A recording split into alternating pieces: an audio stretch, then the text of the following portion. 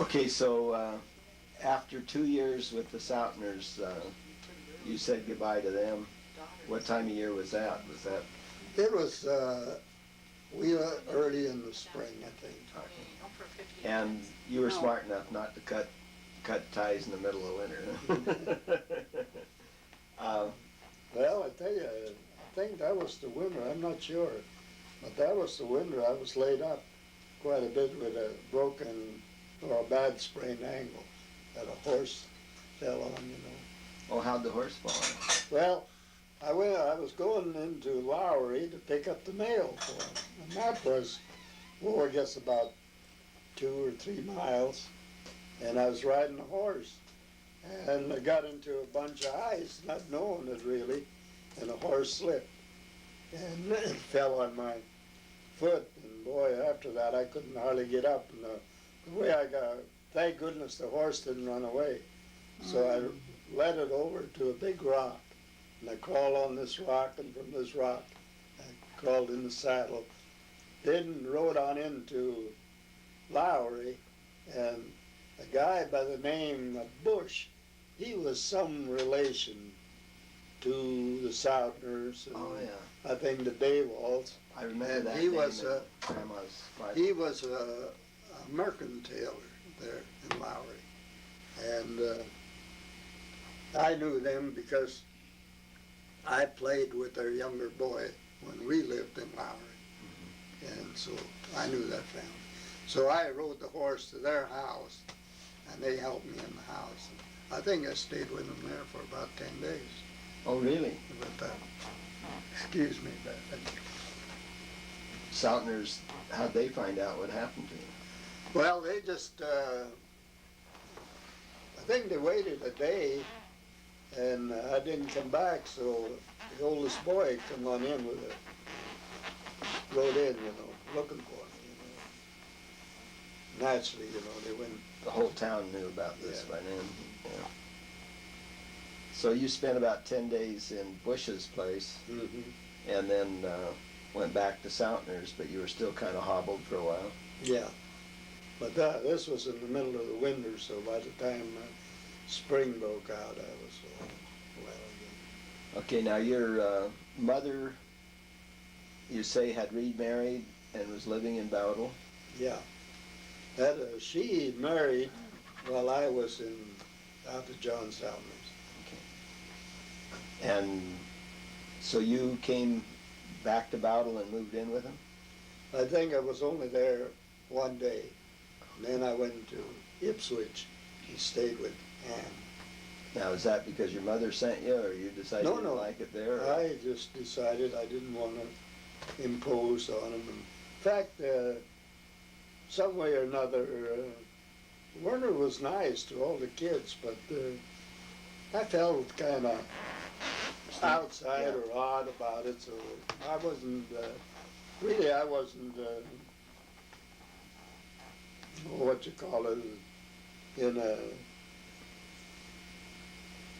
a mood to stay with them. Didn't take you long to decide that you didn't fit in, huh? Yeah. So, Ann, how long had Anna been married by that time? Well, not too long. They had one little baby, and I used to tend baby because Anna was working at part-time, Tony was working, so I got the babysit. And it was a beautiful baby, and I just fell in love with it. And the poor little tyke got sick and passed away while I was there. Mm. And boy, that really almost destroyed Anna. Helen told me too as well as sick. Because like I say, it was, to me, it was really a beautiful child. And I really enjoyed taking care of it. So did you do any other work there? Not in Ipswich, and like I say, I think that from there I went to work for Tony Maston's dad, and that was in the winter time, so I just worked for my board and room there. And in the spring, I helped put out the crops, and in some way or another, I got acquainted with John Soutner. With who? Not Soutner, John Gower. And he offered me a job. Why, I really don't know. But anyway, I went to work for him, and I liked him. I liked to work for him. And like I say, I'd work for him in the summertime for wages, and wintertime, of course. He was just starting on the farm. You know, he didn't have much stock, so there wasn't much to do. But he had quite a bit of farming to do, you know. In fact, he had a tractor, and that's where I got to learn how to run a tractor. Now this was John Gower. Mm-hmm. Now you worked for Tony Mastel's father for one... Just, I think it was from middle of the winter to late spring, in there, just after we got through putting the crops out. Now where did George Wentz fit into this? Well, that was after that, you know, when I worked for John Soutner, after we got through there and trashing, you know, and everything with him, I went home to visit Mother in Bowell, you know, just intended just for a week or so, because I had John Soutner's place to come back to, but just for my board and room. Mm-hmm. But they were still trashing there at Bowell, so I got on the trashing crew. That's myself, and my older brother Tony, and my cousin Tony Wentz, and George Knapp. The four of us worked on the trashing crew. George Knapp and I were on one side, and the two Tony Wentzes were on the other side. And we stayed with that until the trashing was all done. And then after that, instead of going back to this Gower to stay the winter, To Soutner? to Gower for the winter, George Wentz offered me this job, so I stayed with him that way. Okay, you had said Soutner. It was Gower you could go back to for board That's and right. room. Yeah. So this was, you went to Ipswich, you went to work for Mastel for a short time. Mastel, M-A-S-T-E-L. That's close to Ipswich, or? Yeah, it was about, I'd say about 5 miles northeast of Ipswich. And then somehow you met John Gower. Yeah, it was in I tell you how I met him. They used to have farm dances there.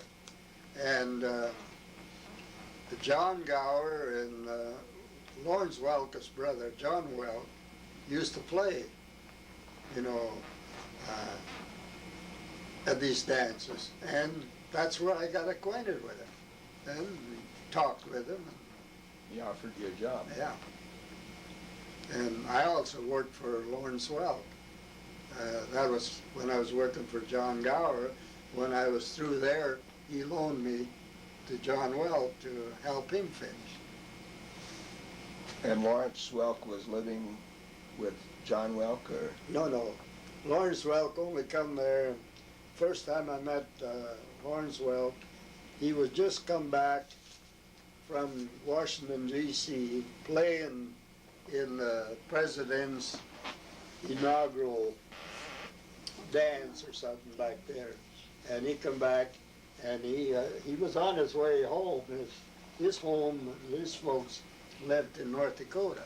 Oh. So he stayed overnight at John Welk's. And we had one bedroom and one bed upstairs over John's home. And I woke up in the morning, and there was Lawrence Welk laying in bed with me. That's how I got acquainted with Lawrence Welk.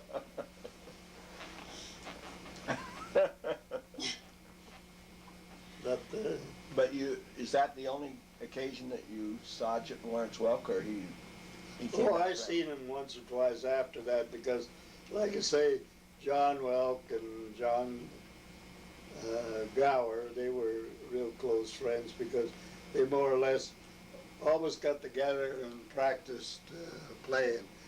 John Gower played an accordion, you know, and John Welk, he could play a violin or saxophone or accordion, you know. In fact, he was a better musician than Lawrence was, really. But Lawrence, he's the one that, he was single, you know, so he'd go around the country and play for dances.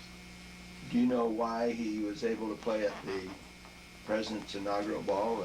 Well, because he was a noted accordion player, from what I understand. And it was done by invitation. Mm-hmm.